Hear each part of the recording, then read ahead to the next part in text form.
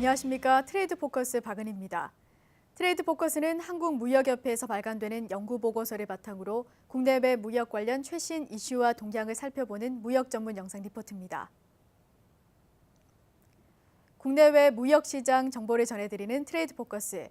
오늘은 2012년 우리나라 수출 동향이 어땠는지, 그리고 우리 경제에 기여한 바는 무엇인지에 대해 알아보겠습니다. 지난해 우리 수출은 유럽 재정위기 장기화와 미국 재정절벽 위기 등 어려운 대외 여건으로 전년 대비 1.3% 감소한 5,479억 달러로 나타났습니다. 이는 수출 단가가 전년 대비 2.7% 하락해 전체 수출 감소를 주도한 결과인데요. 수출 물량은 5%의 견조한 성장세를 유지했습니다. 이러한 수출 감소에도 불구하고 우리나라는 세계 수출 순위 7위, 무역 순위 8위를 기록해 세계 수출 강국의 위상을 유지했습니다. 산업별 수출 구조를 살펴볼까요? 중화학공업 수출이 4,807억 달러로 전체 수출의 87.7%를 차지했는데요. 중화학공업 부문에서는 수출 부진으로 전년 대비 1.7% 감소한 반면 경공업 수출은 4.3% 증가했습니다. 그럼 여기서 지난해 수출이 어떤 산업 연관 효과를 미쳤는지 살펴볼까요? 우선 수출에 의한 경제 성장 기여율은 51%로 나타났는데요. 수출 단가가 하락했지만 수출 물량이 성장세를 유지하면서 경제 성장을 견인한 것으로 분석됩니다. 다음으로 취업 부문에서는 어떤 영향을 미쳤는지 알아보겠습니다. 지난해 수출의 취업 유발 인원은 2011년 대비 0.9% 증가한 374만 명으로 집계됐습니다. 수출의 제조업 취업 유발 인원은 전체 제조업 취업자의 63.8%인데요. 일반적으로 제조업이 서비스 산업보다 고용의 질이 높은 것을 감안하면 수출이 양질의 일자리 창출에 기여한 것으로 보고서는 분석했습니다.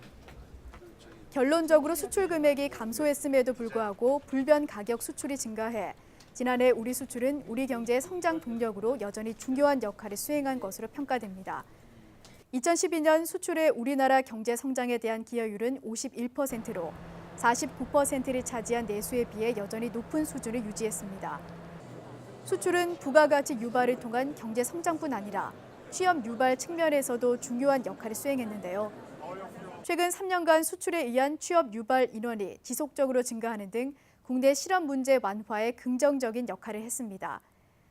이러한 수출의 산업 연관 효과를 바탕으로 시사하는 바가 무엇인지 가늠해 볼 수 있습니다.